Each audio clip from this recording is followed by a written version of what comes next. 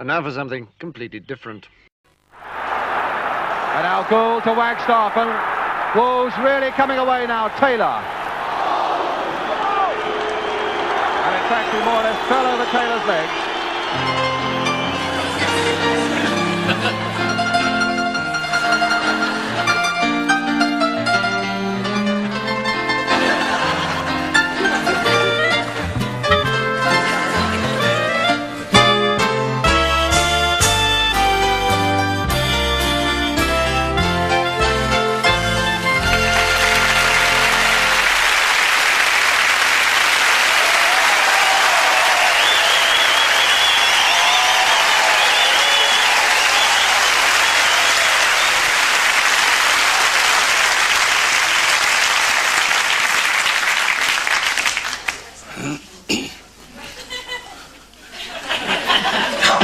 God save our gracious Queen. Look, get up, our noble Queen. God save her. Get up! Don't stand there taking a piss. What do you think? You don't even know the rest of it, do you? And send our victorious, happy and glorious, long to reign over us. God save our Queen.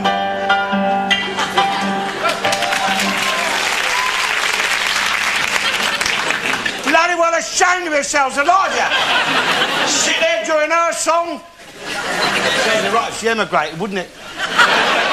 You wouldn't dare do that for the other Elizabeth I. She'd have had your guts for garters, a lot of you. The reason I sung that song now is because if I sang it after, you'd all be halfway to the bloody bus stop before I'd finished. I've been a bus stop half hour, been stuck there bloody freezing. Go slow on the buses. They had to call it off, nobody noticed any difference. No trains on the Channel Tunnel this week. Seaweed on the line. Anyway, we don't want no Channel Tunnel, do we? No! Yes. We should build a bloody great brick wall to keep the buggers out. Bloody French, the bloody froggies. They charged us rent for our trenches in the First World War, you know. I'm walking down Barking High Street. They dug a bloody great hole right in the middle of the street. There's 3 council workmen sitting down the hole, drinking tea and singing happy birthday. I walked over and said, excuse me, whose birthday is it? He said, it's the old, it's 1 year old today. You laugh! That's the state of this bloody country. There's a woman there in Wapping. She rushed in the police station. Oh, she said, I've been half raped. Copper said, what are you talking about, half raped? She said, it was a bricklayer, it started raining. We can't even fight with our backs to the wall no more. The buggers ain't finished building it yet. Our bloody unions are still trying to run the bloody country. And have you ever seen a poor trade union leader, have you? Ever seen a union leader wasn't earning twice as much as the people supposed to be representing? They start off on a soapbox and finish up in the House of Lords. Politicians, Christ. Cutting back on this, cutting back on that. Borrow the bloody money. I mean, Churchill didn't say we can't afford to have that war, did he? He didn't say we got to save up for the bloody war, did he? He had that war on tick. You've got your Labour Party, your New Labour. Only thing new about it is the new houses, new cars are going to buy for themselves once they get into power. New posh schools to send their children to. Bloody John Prescott, he was a waiter on a bloody boat before he joined the Labour Party. Of course, Tony Blair says it's going to be tough on crime. Of course he is. Because the more villains that the coppers nick, it's the more work for his missus, the lawyer, isn't it? You're economicals, isn't it? I mean, your Labour Party is supposed to be the party of the poor, right? Supposed to believe in socialism, the redistribution of wealth and property. But when your villains try to redistribute the wealth and the property by nicking it off for the rich and flogging it off cheap to the poor, who's the first to start moaning, eh? Tell you it's cheaper to buy a television set or a video down the car boot sale or up the pub. I mean, them villains, They are your modern-day Robin Hoods, they are. Subsidising your welfare and your pensions.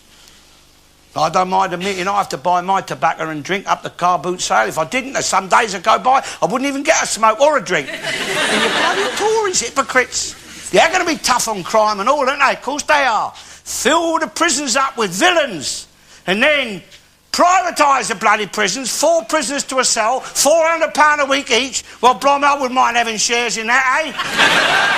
Let them have his shares in a bloody hotel, that'll be. I mean, your judges, they can't sentence them to 10 years in the Holiday Inn, but they can sentence them to 10 years in bloody prison, can't they? No, they don't want to abolish crime. Your judges, your police, your lawyers, they thrive on crime. It's their livelihood, isn't it? That means your doctors thrive on bloody diseases. Of course they bloody do. You're laughing. That's fact. Same as your bloody social workers. They thrive on misery in the home, don't they? Same as your Labour Party thrives on poverty. They don't want to abolish poverty. God blimey, abolish poverty. That's the end of the Labour Party, isn't it? Telling the poor what votes Labour. As soon as you make a few quid, you vote for the other lot, don't you? It's a well-known fact. Of course it is. Now, what I think would be a fairer way, instead of having elections every 5 years, what they ought to do is have half-time, like a football, all change ends. Let your rich have a go at being poor and living in the slum half of the country. See how they're like that? And let your poor have a go at living in the rich half of the country and all the big houses. Oh, bloody. That'd be a more fairer way, a more Christian way, wouldn't it? I mean, some of your politicians, they might be persuaded to improve the pensions and the welfare if they knew they was going to have to live on it themselves for a few years. Oh, blimey. Hey, here are, Mr. Politician. Here's your slum house. See how you like living in that? With 1 bar of electric for the next 3 winters. That would be too Christian, wouldn't it? Of course it would. I mean, God tried to make them Christians, didn't he? But he couldn't do it, and he was God. Bloody elections, they won't change nothing. If they did, they'd make them illegal. They'd ban them. Any questions? It's a public meeting. Mr. Garnett, wave your arm. Who's to? Oh, you. Mr. Garnett, you've been a lifelong Tory supporter, but I detect a little change. Have you, like millions of others, are you about to desert a sinking ship? Yeah, you know our politics, don't you? Mrs. Huey, yes. It's nothing to do with deserting, my dear. Politicians... All right, look. You're a politician, right? Everyone's got to earn a living, admit that. No, you want to be a...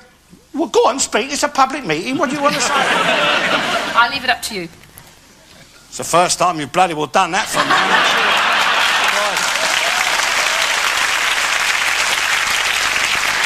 Look, politician, you want to make a career in politics? All right. But don't go around like bloody saints and make it, they're doing it for our sakes. They balls the world up for our sakes. Listen, I've lived in a house of mine in the east of London all my life. Never mind laughing. Some of us have to take our bloody teeth out at night.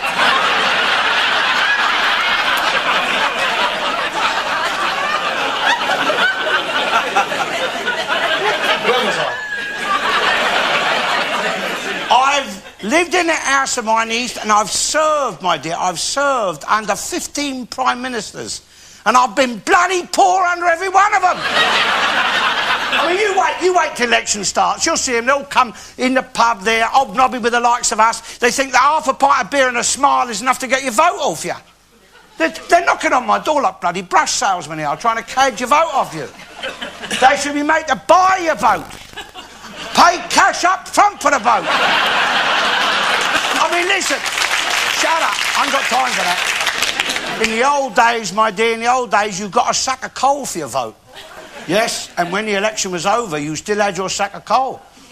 But now, when the election's over, all you've got is a sack of lies and empty promises. Mind you, I'd sooner have them knocking on the front door than coming in his living room on the bloody television set, I'll tell you. At least you can slam the door in their faces, eh? In the old days, you could pour a bucket of water over their heads. Wasn't always tap water, neither. What I say is this. If your politician's going to tell lies, get a decent actor to play the part. Let Michael Caine be Prime Minister. He'd come across a lot better telling lies he would, wouldn't he? When you're Ronald Reagan, he acted a good president, didn't he? Yes, he did. And look at the lies they wrote for him. I mean, look at that last election. It was pathetic, that was. I mean, I don't know why they bothered. It was bloody opinion polls every day, wasn't it? First Labour in front, then the Conservatives in front, then Labour in front. Mr Major had his line up and down 3 times, you know. And Neil Kinnock, remember him? Old Viet Taff. He wasn't playing fair, was he? Riding up and down Downing Street in a removal van. And then he stops outside of number 10, places his order with the milkman. So, but it was Neil Kinnock. He's done all right, hasn't he? Hey? Him and his missus, oh, blimey, they've done all right. Was him what won the election for the Tories last time. He stood up there on telly 2 weeks before the bloody election. Vote for me, he says. Vote Labour. And then he threatened to put 2 million unemployed back to work within a year.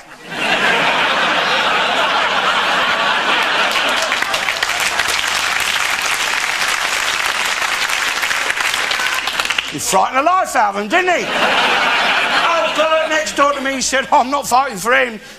Was he happy to stave his life when I made old Bert redundant?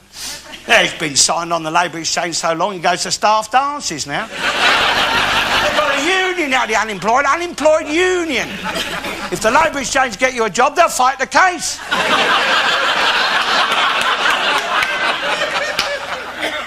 Question? I've got a very important constitutional question.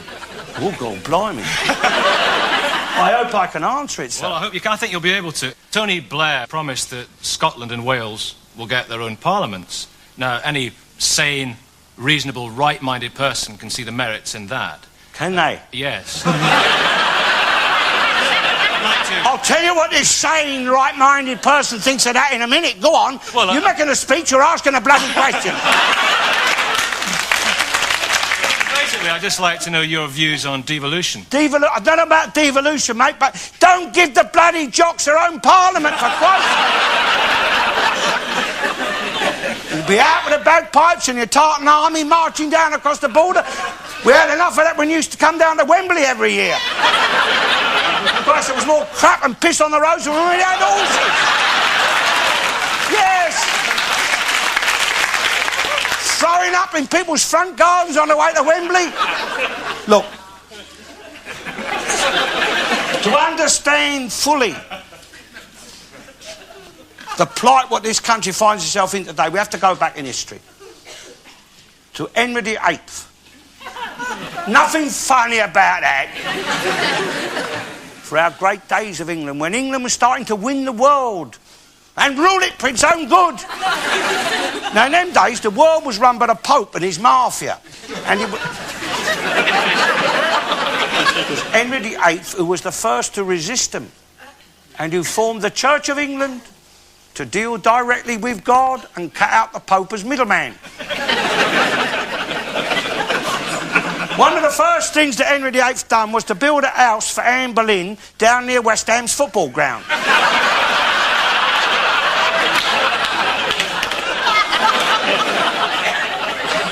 Right next door almost, your Boleyn Castle. It's a pub now. It was Henry VIII who formed West Ham United.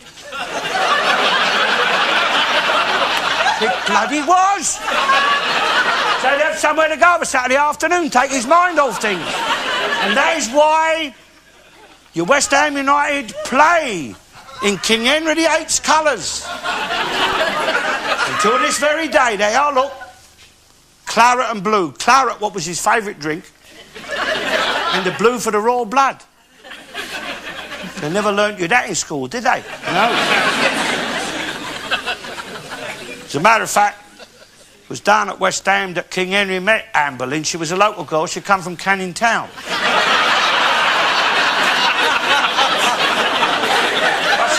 true to him. He started to muck about with someone else, so he cut a bleeding head off, didn't he?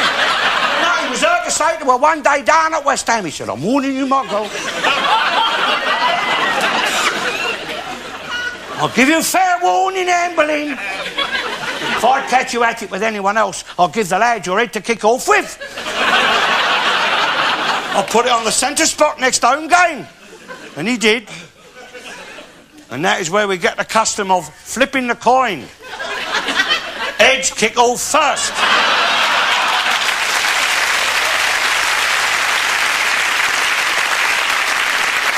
Mr. Garnett, I have a question. In fact, you've been very quiet about the royal family this evening so far.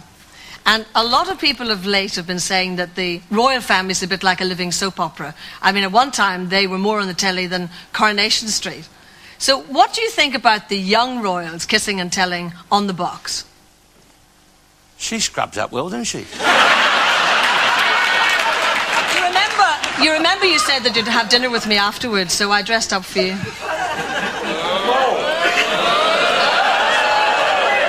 See, you've forgotten already. You've got a very short memory. No, but do you like jellied eels down at Tubby Isaac? Well, you might be able to convince me. God blimey, talk about mutton dressed up as... No, I didn't mean that. They say it takes one to know one. All right, Paddy. Devolution. I asked you about devolution. Yes, well, I mean, she started and he started. Don't blame me. I'm trying to answer your question, well, if you could, I'd appreciate it. I have to give you the historical background first, don't I? The old Henry VIII, he knew how to deal with rebellious subjects, all right. He brought the Scots to their knees. Solwyn Bay near Hampden Park, didn't he? Hey? And he gave the mix a taste of cold English steel too, so they give no more trouble during his reign. Oh, blimey. He'd have given devolution, all right. See, the trouble with your Scots... and your Welsh...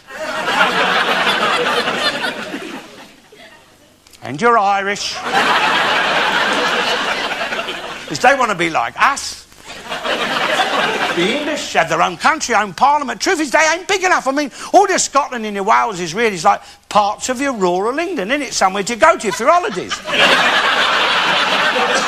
I mean, let them be counties, certainly, like your Devon, your Cornwall, you know. Give them a Lord Mayor. Same with Ireland. Shouldn't be your Irish Republic, it should be your county borough of Ireland. They say no, they say don't want that. Want our own country, own parliament, own rule. What they want is a bloody good thumping like we give them in the old days.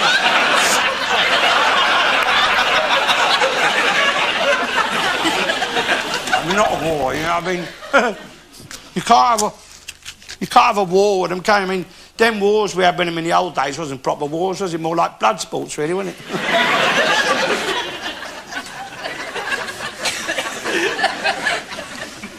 Mr. Garnett, I hope you won't mind my saying this, but... What's that? Don't you feel that as a pensioner, an old age pensioner, maybe you ought to think about not smoking?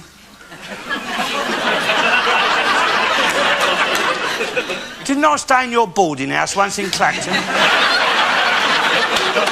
You know the face. Don't talk bloody daft. I had enough of that on a bus coming up here. Some silly cow starts waving the bloody arms about. Oh, she says, I'm inhaling your smoke, I'm inhaling your smoke. I said, you're bloody lucky I don't charge you for it, missus. Oh, she says, smoking is dangerous. I said, I've tried them new cigarettes with a 3-inch filter. You don't get lung cancer, you get a rupture trying to get a suck on it. Do you realise, my dear, that the money what is derived from your tobacco tax is enough to pay for the National Health Service?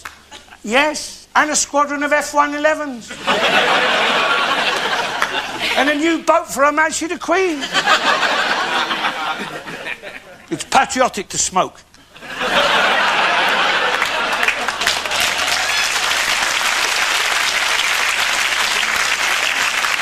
And people who give up smoking because they're frightened of it should be given white feathers for cowardice. I am smoking for England and the Queen.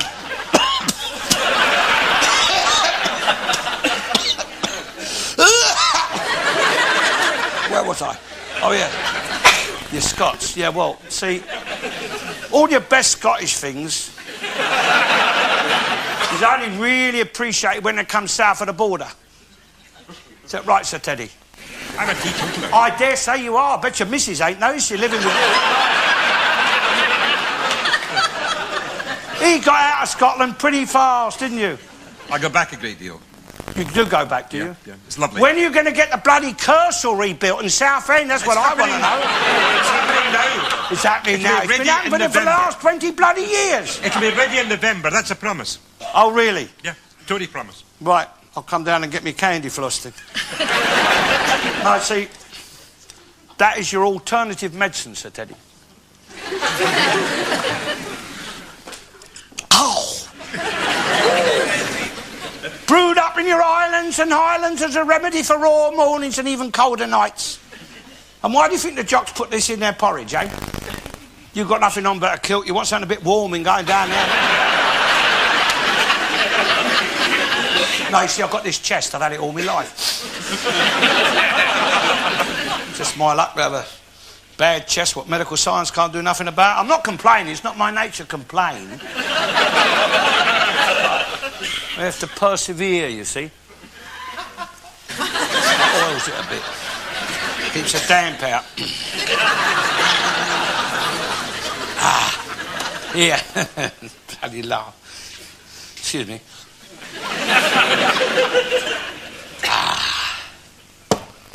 Now, Vicar, in our church, he said, what's going on about the evils of the demon drink? He gave his sermon on it last Sunday. He had a glass of water in one hand, a glass of whiskey in the other, and he had a worm, an ordinary garden worm, and he put it in the water, poured it out, and it was still wiggling. So then he put it in the glass of whiskey, poured it out, and it was dead. And he says to us, he says, now, he said, do you see the moral of my sermon? I yelled out, yeah, you drink whiskey, mate, you'll never get worms.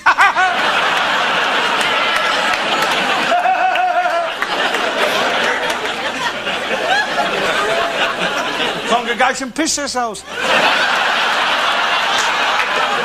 I was asked to leave. No, I better put this away, eh? I mean, people see you with a bottle in your hand, the rumours start flying that you're a drinker, you know, alcoholic.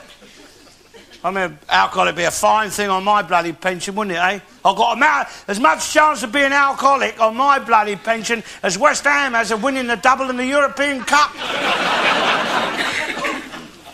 You want to know why all us old-age pensioners are living so long, eh? Because we can't afford to eat or drink nothing what's bad for us, that's why. Instead of testing out their stuff on your animals and your mice and your rabbits, test it out on us. On the oldies, we'll have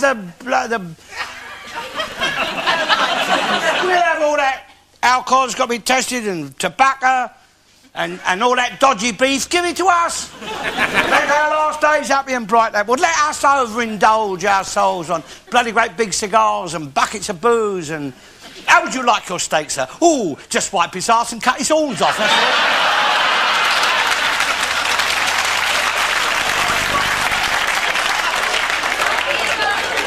Aren't you worried about mad cow's disease, Alf? What's that? Aren't you worried about mad cow's disease? Mad cow disease? Don't talk bloody daft. I have been eating beef, my dear, man and boy, all my bloody life, haven't I? I've never been ill once. But 4 or 5 bottles of that French or German wine, I was in hospital for a bloody week. Listen, I'm old-age pensioner, right? And I'm proud of it. But there's no reason why I've got to be treated like a second-class citizen by... like an inferior species. Look at me, my friends. I am your future. This is what you're going to become, all of you. Ain't my fault I've lived this long. I know the government ain't keen. I know they like to pack us all off to eternity if they had a chance. Most old people I know are too terrified to go into hospital in case they get bumped off in there. The geriatric holocaust. What I say is this, if they don't want to treat us in their hospitals, give us back all the money we put in there over the years. I went down... Whoops. I went down to DSS. There's a acid-faced cow in there, she was. I said, excuse me, I said, I'm after a few bob to buy one of them wireless sets, you know, it plays a little tune and make a cup of tea. It's for someone who's all crippled up and confined to bed for months at a time, you know. Just something, a little wireless to cheer him up, play him a tune, cheer him up a bit, you know, make him a cup of tea. She said, who is this cripple? Is it a relation of yours? I said, no, it's me, missus. She said, but you said, oh, confined to bed for months at a time. I said, I am confined to bed for months at a time. I can't afford to get out of bed some mornings, so bloody cold. I can't afford to put the gas on. Tell you, if I wanted to end it all, I couldn't afford to. I couldn't afford the gas to end it all, could I? Can't afford to drink or smoke, which would be a better way of doing it.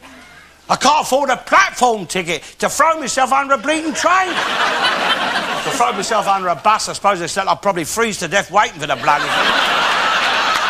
Or else I'll get so badly injured I'll finish up in a wheelchair with no one to push the bloody thing. All right, love. Does nobody love you at all? Oh, hello. Hello.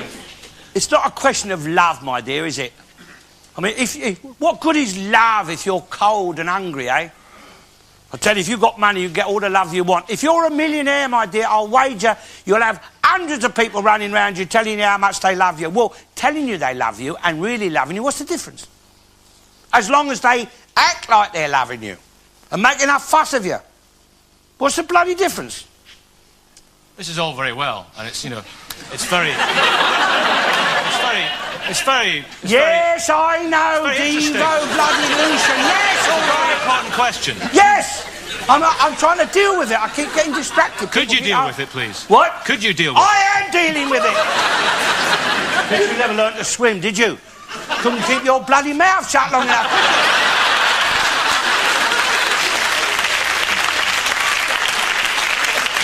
Where was I? Oh, yeah. Yeah, all right, I've dealt with the jocks. Oh, yeah, the toughies. Any Welsh in here tonight? Yeah. Where's that? Oh, yes. There's a familiar face, isn't it?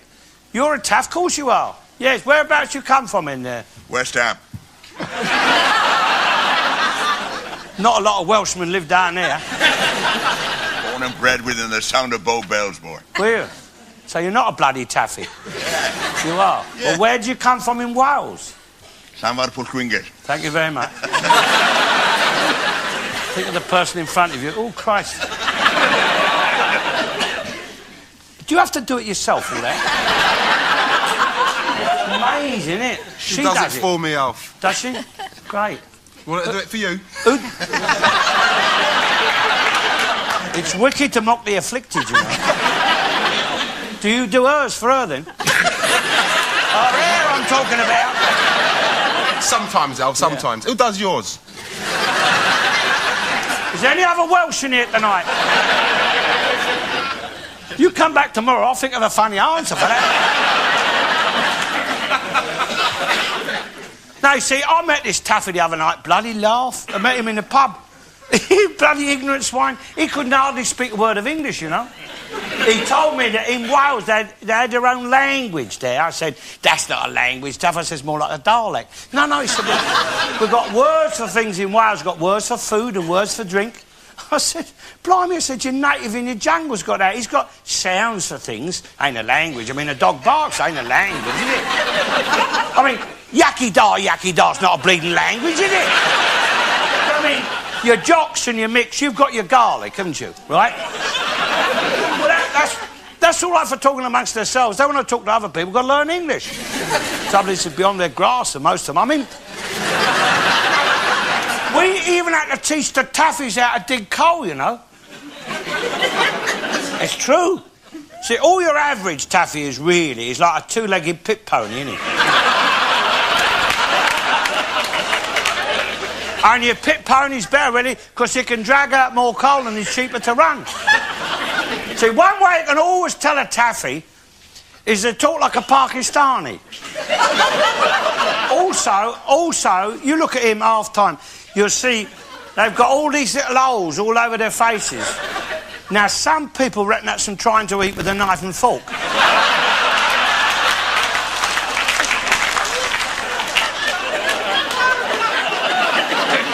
It's more likely that is your coal pox, you see. Your coal pox. They was taking all this coal dust home in their faces, and the mines was losing thousands. Until they installed the pithead showers and made them wash it off when they went home. Because I think it's a pity, really, that there's no coal mines out in Ireland, because, I mean, your Mick is good with a shovel, isn't he? You give a Mick a shovel and a big hole, and he'll go on digging till he comes up the other end, won't he? Hello, little surprise for me in here.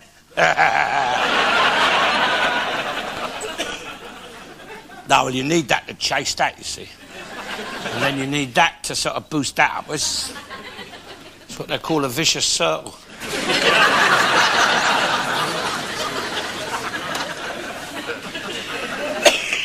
Oh, it's good. Oh, it's nice to have a little drink, innit, eh? I mean, I feel sorry for people who don't drink. They wake up in the morning, that's the best they're going to feel all day, innit, eh? Is that right, Sir Teddy? Yeah. See, the thing about your drink is it oils the wheels. It helps you to live with people. Helped me live with her, silly old moo, God rest her soul, you know? No, I wouldn't say nothing against her. She's a very good woman in a way, but I could have done better. Who could have? If you had your time over again, you'd know more what you like, what you want of a woman. Same with food. I mean, you go in a cafe and you order up what you think you fancy, and then you look and your mate's in there, he's got something better on his plate, hasn't he? Because you have a few of these, it all tastes all right, doesn't it? Same with sex, isn't it, you know? Have a few and anything will do, won't it? That's who can live to regret it. 12 months ago, with decent chances, prospects of success in life, to foolish love of ballroom dancing, trouble came. I met my wife. Such a noble, buxom creature she in my eyes then appeared. For she was no fairer feature, like to salmon I was speared. She told me her age was 5 and 20, cash in a bank, of course she plenty. I like a lamb, believed it all. I was an MUG at Trinity Church. I met me do. La la la la la la la la. Now we live in a top back room. To me eyes in debt and renty, that's what she done for me. In bridal gown with frills and flounces, upon my word she did look fine. Quite 16 stone and some odd ounces weight, then this dear wife of mine. People whispered she has money, or what lies some folks will tell. She was simply 16 stony, what a swindle, what a sell. She told me her age was 5 and 20, cash in a bank, of course she plenty. I like a lamb, believed it all. I was an MUG at Trinity Church. I met me do. La la la la la la la. Now we live in a top back room. La la la la la la la. Up to me eyes in debt with renty. That's what she done for me. Ho! When she confessed, I scarce believed her, though at last the truth she told. She hadn't got a blooming stiver, she was 36 years old. I can only grin and bear it, poor indeed is my estate. She, poor cow, is forced to share it, down will come her mortal weight. She told me her age was 5 and 20, cash in a bank, of course she plenty. I like a lad, believed it all, I was an MUG at Trinity Church. I met me do. Now we live in a top back room. Up to me eyes in debt with renty, that's what she done for me. Ho! Hey!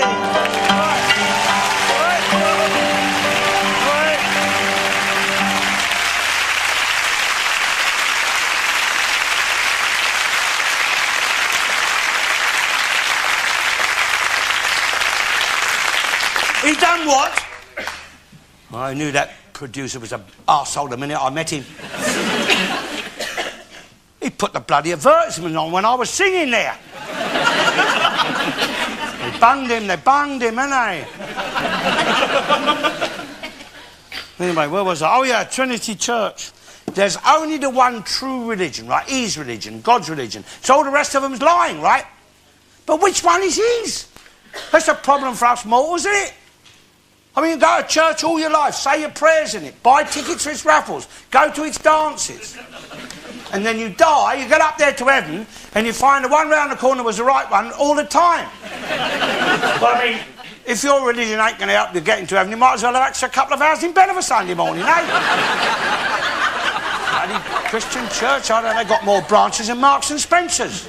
You don't really believe all these fairy stories about God and the Bible and Jesus, do you? You blasphemous swine! Sit there with the bloody lights reflecting off your bald nut! Be ashamed of yourself. I only hope he can hear you. I only hope he strikes you down where you're sitting. You read your Bible, my friend. It's all there. The creation, your Genesis. It's marvellous. Read it. He made the world in 1 week. All of it. England. America, Russia, China. I reckon he got to Australia about Saturday afternoon when he ran out of water. But he must have been hard at it all week, not like some of the rubbish sat in the bog smoking all day. In the same week he made Adam, didn't he? And he took a rib from Adam and he made Eve so she could clean and wash up and look after Adam.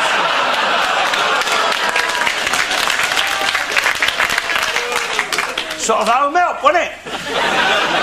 And he called her Woo Man. Because she come from out of the man. Woo Man. Only trouble was he put a mouth on her and bloody ruined it all, didn't he? What is it? What is it that God has done to women that makes them almost unbearable to bloody live with? No, God never got married, did he? No Mrs. God is there. It's strange, there's no Fred God or Harry God. It's always Lord God, isn't it? No, it's marvellous. So you read that in that book. Harry, it says there, he made us in his own image. That don't mean God looks like me. What that means... No, God probably looks more like Charlton Heston. That's probably why he made Charlton Heston, so he could play God in films. What it means in his own image, it means he has made us perfect in build and in shape. There, look at that, look. Perfect. Look at that, look. A hand. Look, there's another one. A hand. And he's given 4 fingers and a thumb on each hand. He even thought of that. Look, 2 hands. And he's put them on the end of your arms, hasn't he? Where they would be most handy. This is why they're called hands, I suppose. And look. He gave us a nose and 2 ears to hang your spectacles on. He made us perfect, didn't he? Well, he could have got someone a bit more artistic to do the faces, couldn't he? I don't want to knock his works, but, you know. I suppose he thought, wow, where they're going to live, kind of work they're going to do. Any old fizzog will do, eh? They're not going to be bloody film stars, are they? Excuse me, they recently put... I'm getting a bit dazzled with them Diamantes. I'm glad about that. They recently put Dolly the cloned sheep on display and it sparked off a storm of controversy. I just wonder what you think about cloning. Cloning? Look, as far as I'm concerned, my dear, one sheep always looks like the other anyway, you know. That's what all the fuss is about. But I tell you one thing, it is indicative of your bloody doctors and your scientists mucking about with it. I mean, he has made us in his own image. He don't want doctors cutting bits off here and sticking them on there and... Well, yeah, it's all right, I can see. Homegrown, Christ almighty. She's got a good heart, hasn't you? You'd have to pump the blood round that bloody doctor.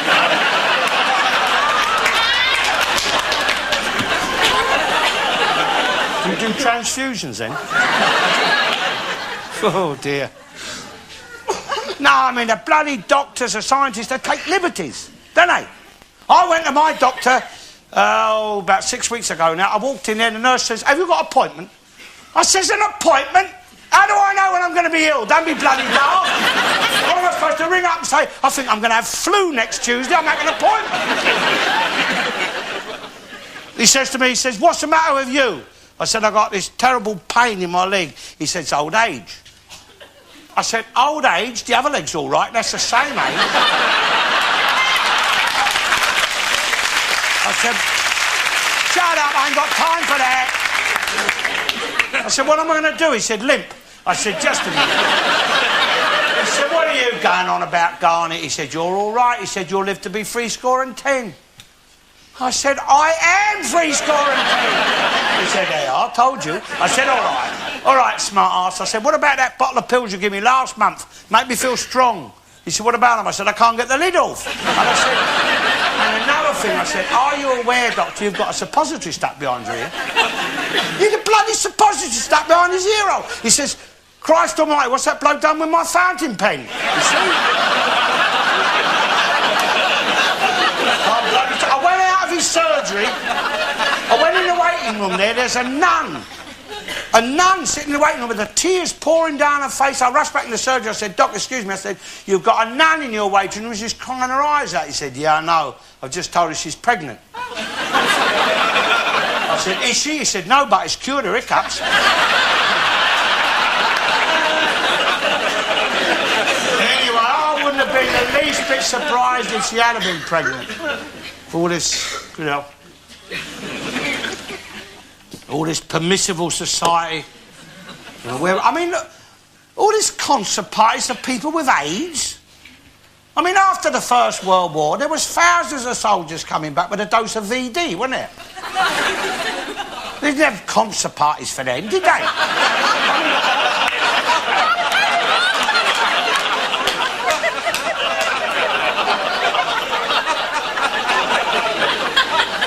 I'll tell you, VD killed more soldiers than German bullets did in the First World War. They never had no concert parties. It was, get off down a lock hospital, you dirty bugger.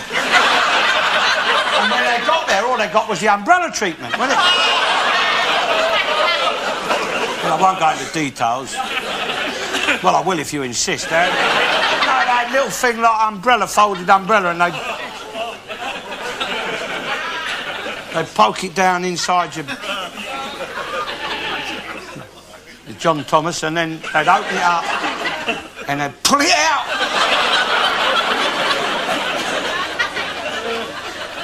And I'll tell you, with that VD, if you didn't die of it, there's bits and pieces you were falling off all over the place. You couldn't have no safe sex. You couldn't have any sex, could you? Not with the bits and pieces falling off all over the place. See, what they ought to do with these AIDS people, they'll put health warning on their bums.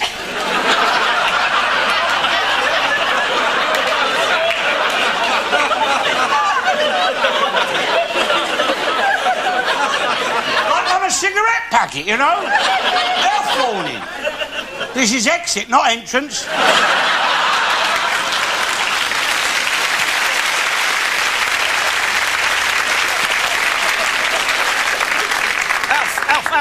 Alf, listen, I've got to tell you... Somebody barking out there? What? We're talking about just changing the subject quickly, like your team, the Hammers, right? And should be called the Hammered, by the way, they've been performing this season, by the way.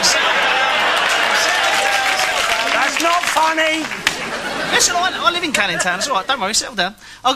Now, what would you... If you wanted to put West Ham back on the road, how would you get him on now? How would you make him good again? It's a bloody language problem. It's all them bloody foreigners down there. That's the problem. I mean, look at that. A few weeks ago, we beat the Spurs, right? Easy. Why? Because Harry Redknapp only put British players out there. They could understand each other. They could understand the ref.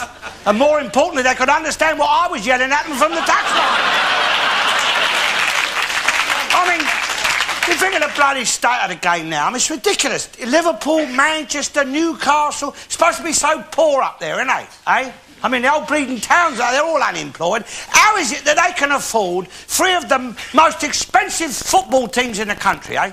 I mean, they're all in a bleeding dole, but they're playing twice a week up there. The ground's always packed to the rafters. How are they getting the money for it? I'll tell you, your Liverpool, your Manchester, Newcastle... They are being subsidised out of your DHSS. And now we're back in Europe. We are playing against teams that are being managed by your drug barons. Look, you take your Italy. That's a poor country. That's poorer than bloody Liverpool, that, isn't it? How can they afford to pay bloody millions for players, eh? Because it's your mafia money, it's your crime incorporated money, it's your drug barons' money, innit? Well, that's who we're playing against. Well, we've got plenty of criminals down at West Ham, haven't we? See them all up there in the stand, every home game. Well-known faces in the underworld. Well, why don't they pull a few jobs and buy a few decent players for us? What? You're going on about drug barons. What do you think about players in football who use drugs? Well, if it improves their game, give it to them. See, in the old days, down at West Ham, the team used to get in the Bowling Arms there, in the pub, and they'd be drinking right until 2 or 3 minutes before the kick-off. But they really put them in the right mood for the game, see? And then the ref would pop his head round the corner, and he'd say, "Righto, lads, ready when you are."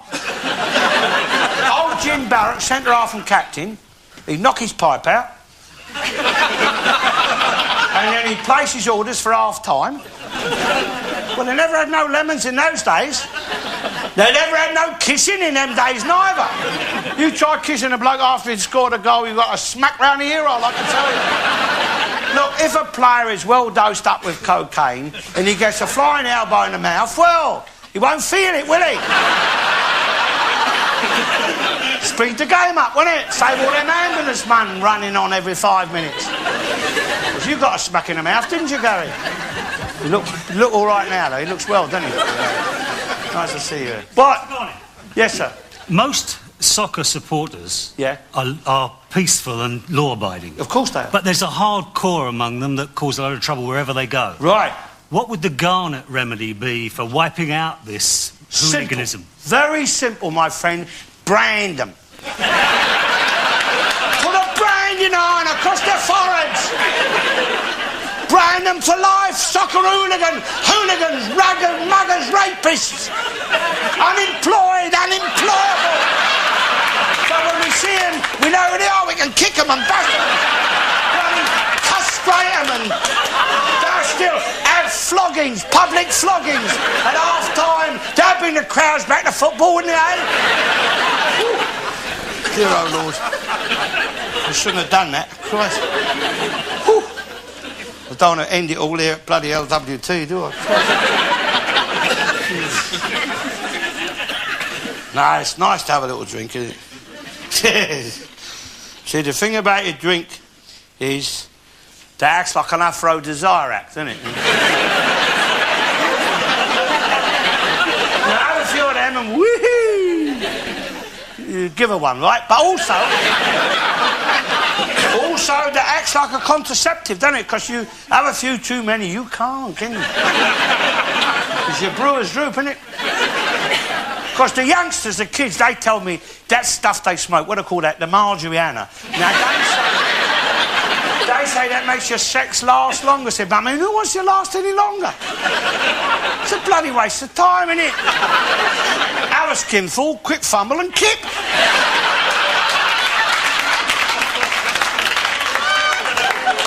Trouble is the women, they make demands on you, unnatural demands. Do you know what? The first year I was married to that silly old moo, God rest her soul, hardly a month went by without her wanting carnival knowledge. And if I didn't, I got my food slopped up. Well, sex ain't a thing the working classes used to. Not that kind of sex, not pleasure sex. Can't expect a working man to come home after a hard day's work and entertain his wife with sex. You've got time for it. What want to watch telly? I got in a pub. We've seen women world leaders. We've seen a woman running MI5, and some of the best barristers at the bar are women. So you've got to admit, Alf, that women are making a pretty good job of things. In fact, they probably make a better job of things.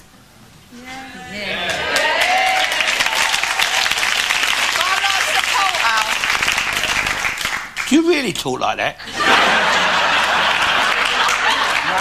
Now answer the question. I am going to answer the bloody question. Look, it's bloody women's rights, bloody women's... What they ought to have done is left that Mrs. Pankhurst chained to the bloody railings. You say that, Alf, but what about Maggie? What about bloody Maggie? You worshipped her, didn't you? I never worshipped her! bloody woman Prime Minister? No, it was the old days. I mean, look, in the old days, see, a woman married a man, she was grateful not to be left on the shelf, wasn't she? She was. So I blame it all on the telly. Listen, Mrs., before that telly come in our house, my silly old moo, God rest her soul, she was ignorant. She was ignorant and better off for it. That's what sucks her stuck in front of that telly all day, letting them stuff her head full of nonsense. Do you know what she said to me one day? She said, "Half this house is mine," she said. What do you mean nodding your bloody... Half that? I said, "Well, let me tell you about your half of this house. It's stuck to my half." That's where it's bloody well staying. I mean, I wouldn't have minded. She was no bloody good at housekeeping. I mean, look, I used to give her nearly half of what I earned. She was always on the ear hole for more. So, look, a man gets married, right? I'll put it simply. A man gets married, he employs a wife, right? He don't get the same conditions of labour as your ordinary employer of industry gets. Ordinary employer, if he employs someone that can't do the job, he can sack them, right? But a man employs a wife. If she don't turn out like you hope, he can't bloody sack her. He can't even dock a time You're lucky off. she didn't sack you, though. What? She could have sacked you. Not a question of her sacking me. I am the man with a wage packet, isn't I? I mean, they're often want a bloody divorce. If you say a word to them, I mean, just for argument's sake, supposing she'd have got a divorce off of me, the silly old moo. Eh? Well, some soppy judge, he might have given her half my house. And say, I've got to support her for the rest of her life, and her not doing Anne's turn for me. You were laughing. She put up with you. She didn't. I had to put up with her. It's a case of mutual putting up, isn't it? I mean, you get a sack off or something, they don't say to the governor you've got to give him half your factory. Support him for the rest of her life. I mean, let her have the dole. Yeah, I don't mind that. Look, you take your big football clubs. Now, we've got a lot of footballers over here. See, you got a player and he's gone off a bit. He can't do his job for the club. They don't sack him, do they? They put him up for transfer, right? Why? Because they want to get back the money they've invested. Well, it's the same with husband. He spent a lot of money training up that wife of his. He should have the same prerogative, shouldn't he? Look, excuse me, sir, is that your wife with the gold barrage balloon on there? Is it your wife? Yes. How long have you been married? 15 years. 15 years, right. And he hasn't paid me once. Look, could you have that out when you get home tonight? 15 years. Well, I don't think that really applies to me. What about the bloke behind with a Father Christmas hair there? Is that your missus? Yes, that's right. How long you been married? 3 years. 3 years? Oh, yeah, well... Right, what about Sir Teddy? Excuse me, Mr. Garnett, could Yes. I just ask you one question? Certainly. How do you equate your attitude to women to the fact that we had to stand up to the lady at the beginning of this? You had to stand up for We who? had to stand up for a lady at the Well, of beginning course. here. Imagine the Well, Queen. how do we equate this attitude to women in general? I stand up for ladies. Of course I do. I stand up for women ladies. aren't I the open same. car doors for ladies. Right. Providing they do as they're bloody well told. So tell me, is that your missus? Yes, indeed. We've been married for 26 years. It's 26 years, It's been a great right. success because just like you, I'm a perfect gentleman. There you are. Would you like to comment on that, missus? 26 years. Now, look, just for argument's sake, Sir Teddy, supposing you're not satisfied with her. I mean, it's purely hyper-theoretical, you understand? Now, you put her up for transfer, right? See, now, I'll come along. Here I am. There. Now, I'm in the market for a new one, right? So I'll discuss the pros and the cons of it with you, Sir Teddy. Let me see, 1971 model, is it? 70. 71? 70. 70? 70, yeah. 1970 model. One owner? No, I mean, you don't know. You get a few owners. I mean, the bodywork gets bashed about it, doesn't it? I I mean, 20-odd years, Christ almighty. You know, you start getting leaks and squeaks, don't you? I mean, all that number of years. I mean, the big end could go any minute, couldn't it? So I'd have to give her a medical check first. That's only fair, isn't it? Right? So, of course, I would be at an advantage because I'm unencumbered. I'm a widower, right? So maybe Sir Teddy there would ask me a few quid extra because he reckons she's got something that's worth a bit, you know, like... There's nothing that meets the eye, but...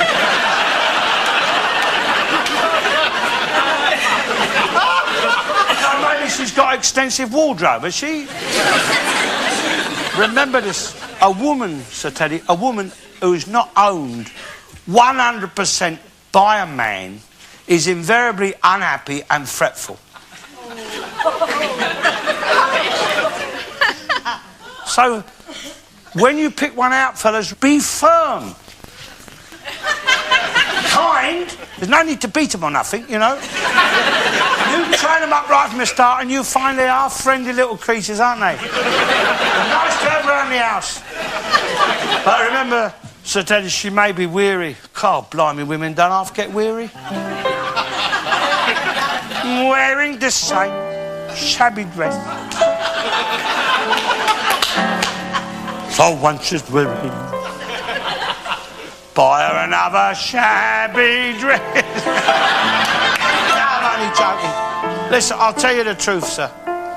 I got a pal, a regular art and arter.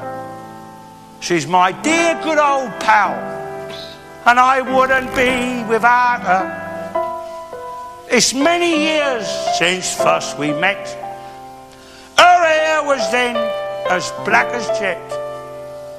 It's whiter now, but she don't fret. Not my old pal. We've been together now for 40 years, and it don't seem a day too much. There ain't a lady living in the land as I'd swap for my dear old Dutch.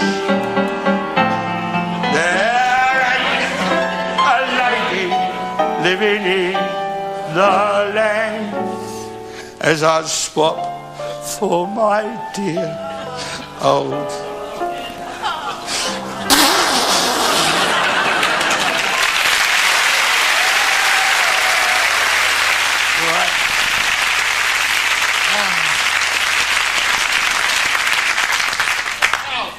What about this national lottery lark? I mean, like it or not, it's been a big success. But what about all these grants? What about all these grants to the do-gooders and the worthy causes? Do you approve of that?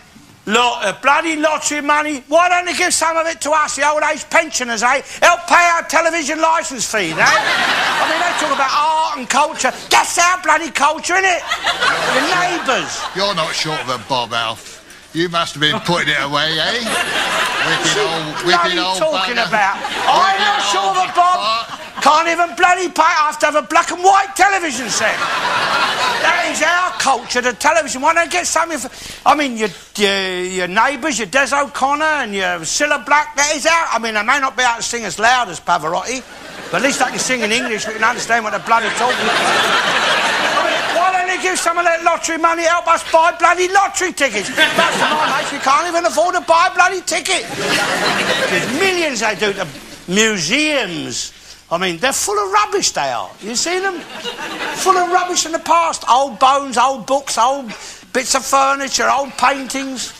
You go in them places like bloody Oxfam it is in there. I mean, the government will spend millions on bloody paintings, wouldn't give a penny to us, the old age pensioners. Well, they said, no, it's more valuable. The paintings are more valuable. I said, what, more valuable than us? More valuable than people? Well, it's old masters. Come on. I said, I've seen old masters. I see one by that Rembrandt, painting of an old person it was. Everyone said, oh, isn't it marvellous? It's such a good likeness to an old person. They said, it's so real. I said, well, I am a good likeness to an old person. I'm a better likeness just do an old person that bloody painting is. Nobody comes up and says, oh, Mr. Garnett, you're so marvellous. I'd like to have you hanging on my living room wall. No. So have a bloody painting of it. Never mind giving money to museums. What about building us a few more bingo halls? That's what we need. Nothing the matter with bingo, but have you had a look down the road at the Shakespeare Globe Playhouse? Do you think that ought to get a bit of lottery money? You think it deserves it? Weren't you Churchill once? I know, I've seen him. Yeah, of course you was. Look, the old Globe Theatre, Shakespeare's Globe Theatre, see? That's good, that was more like a palace of varieties in them days, you know. No, they used to hand out the rotten fruit and vegetable as you went in for you to sling at the actors, what they call audience participation. And that is why Shakespeare had them stand there doing them long speeches on their own, what they call a soliloquy. What is it? Soliloquy. Soliloquy, that's what I said. So you could have a few practice shots, get your eye in, you see. That's why them long speeches are so bloody boring now. You missed a throwing bit, didn't you? Listen, I went up the old Vic a few years ago now. What did we see up there? I took the silly old move. What did we see? Oh, tight arse Andronicus, that's it. Ah, she couldn't make end the tail of it. I got fed up trying to explain it in the end. There's nothing like a palace of varieties in there. I mean, bloke come up and told me to put my pipe out. You can't get a drink in them. In the old days, the original Globe Theatre, they used to bring you drinks round where you were sitting. Nice big busty ladies. Well, you need a drink in a theatre, don't you? Some of the bloody rubbish they put on these days. Christ. Need more than a drink. Now they expect you to sit there for hours, can't talk, can't smoke, can't have a drink. Complain and say you're putting him off, putting the actor off. If he was doing his job properly up there, he shouldn't be able to hear us talking amongst ourselves, should he? I mean, you don't get footballers complaining about you talking during a football match, do you? Nah, it's the trouble with the theatre today. It's too much like a bleeding church. Well, there's a case in point now. If they would let you sit in church with a glass of beer in your hand and a fag in your mouth, they might get a few more people going, eh? Alf, you talked about a lot of interesting subjects tonight, but let's talk about something that's very important. What are you going to do about the English cricket team?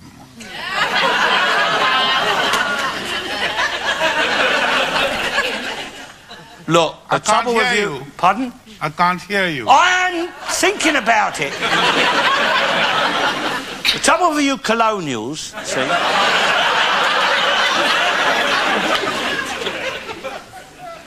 I mean, you've never learned to lose properly, have you? That's the trouble. You have a lot of experience about losing. Thank you! See, our players are gentlemen. The first thing a gentleman learns is how to lose properly, lose gracefully. Not all the time. Sometimes. These bloody lot, I mean, they sling balls at all your private parts, they do. Say a word against you, you're bloody racist, aren't you? Look what happened the other night. Mr. Marcus Dow, how... Dark as how? Dark as how? Dark as bloody pitch, it is. Look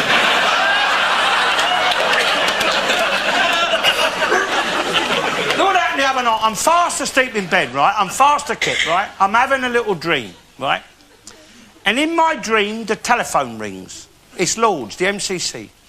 Mr. Garnett, they said, can you help us out? We want our revenge on the Packies. They've humiliated us again. I said, hold on, I'll hold me back. I rush down to Lords, I scorn the use of a protective helmet in the box. I'm opening the batting for England. First ball, whack a Eunice, she comes thundering in, bang, out the bleeding ground, 8. 6, they said, come off it. I said, it's worth more than 6. I can get a taxi fetch the ball back. Come on, I said, let's have your fast bowlers. Come on. This is Alf Garnett here. Not fat guts, bloody baldy, both of them. Come on. Next ball, out the bleeding ground again. They're all going mad. They're gone. Bowling one in the ghoulies. Next ball. What? Right in amongst them. You should have seen the bugger scatter. There were 16 curry shops couldn't open that night. I ate 52 off the first over. I was 198 not out by lunch. I said, never mind mind about lunch? I said, come on, I'll back right through. Come. No, they said, we've got to take lunch, we've got to take lunch. They soon pick up our ways, don't they? I go in the pavilion, there's Her Majesty the Queen stood there. Sir Alfred, she said. Sir, I said, it's in the post, she said. Sir Alfred. She said, it's been an anus horribilis. I said, I beg your pardon, ma'am. She said, it's been an arsehole of a year, Alfred.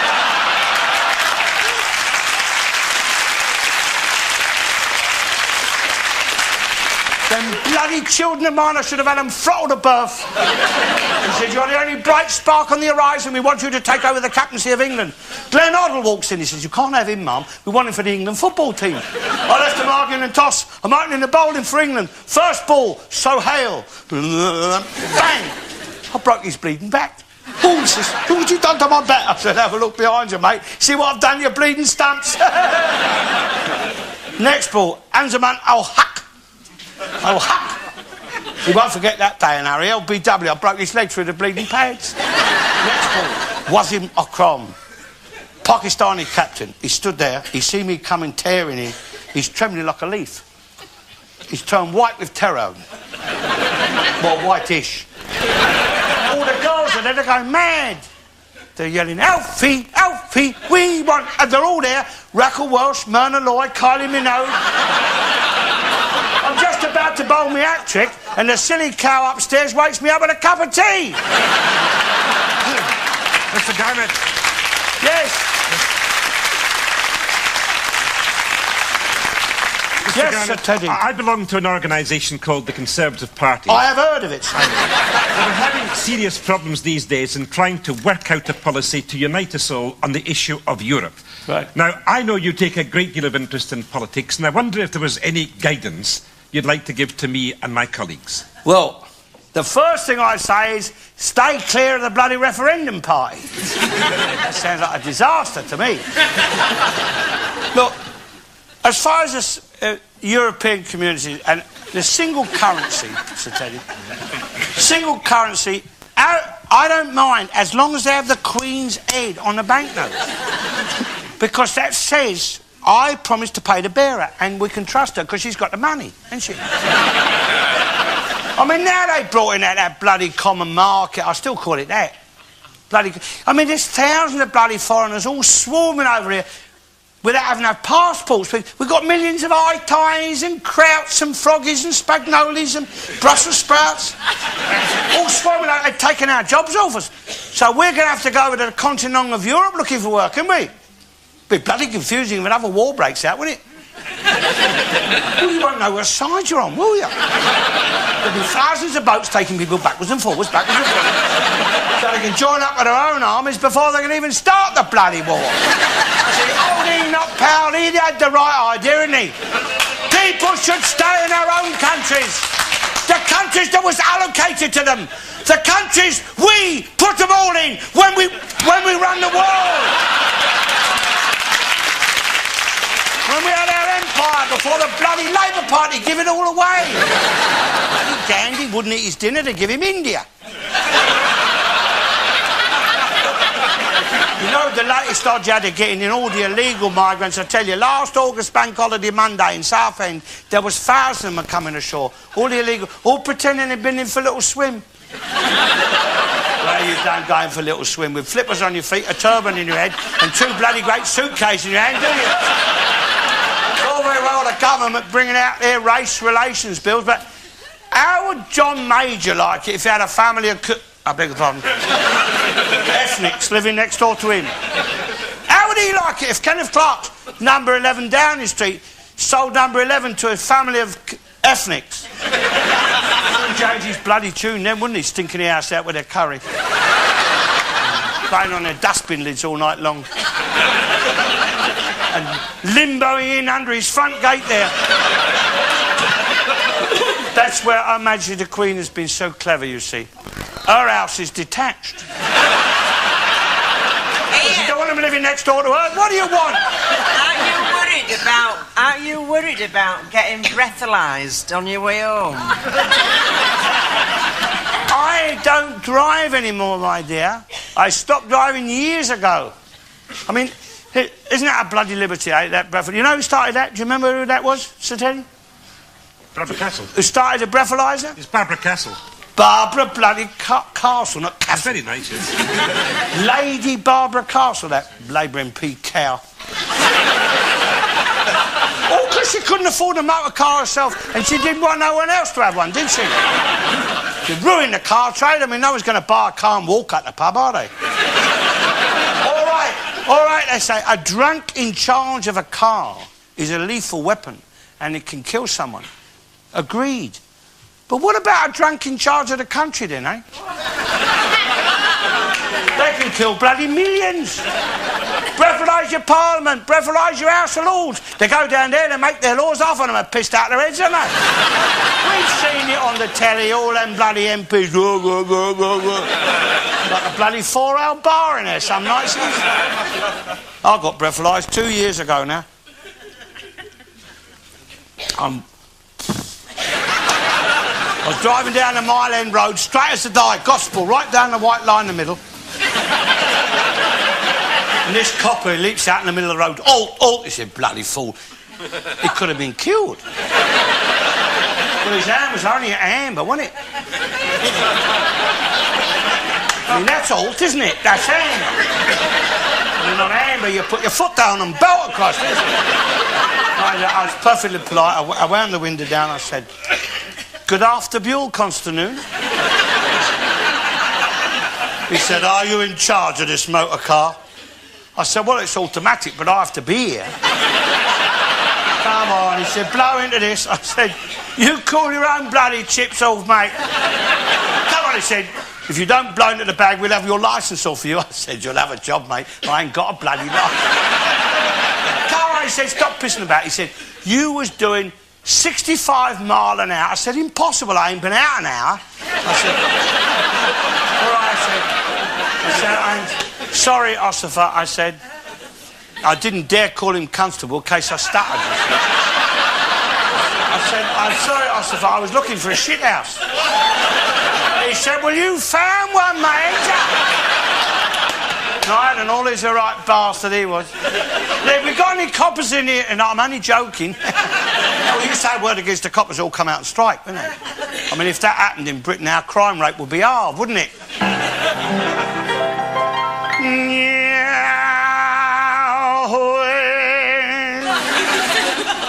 You watch me, darling.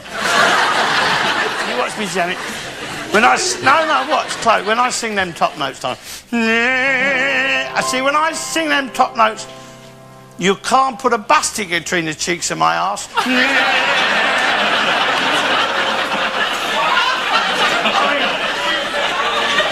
Normally, you put the old bus up there. Our parlour wanted papering, and Paul said it was waste to call the paper hanger in, so he made up some paste. He bought some rolls of paper, got a ladder and a brush, and thank you. When I want Russell's of Spring, I'll bloody ask for it. I know you had a lesson last week. Just play what's written on the song sheet. What? That's a fly. You look at that. Professional musician. And with my mummy's nightie on, at it he made a rush. When top a paper the parlour, you couldn't see him per page. Whoa! Dabbing it here, dabbing it there, a paste and paper everywhere. Me mother was stuck to the ceiling, me father was stuck to the floor. You never seen a blooming family so stuck up before. Oh, down the road the way when Hollywood stuck so jolly the Malaysian win. Down the road the pace was killing, but the bear was willing for the lightning spin. Oh, the rest was licked and might as well have never been born. Whoa, man, whoa there, you've had your little bit of cold. Dance, diddly-line, diddly-line, diddly-line. Dress back, boiled beef and carrots. Boiled beef and carrots. That's the stuff for your derby kill. Makes you fart, it keeps you well. On stuff they give to parrots. From morn till night, blow out your kite on boiled beef and carrots. Now you all know this one, let's see you sing it with me.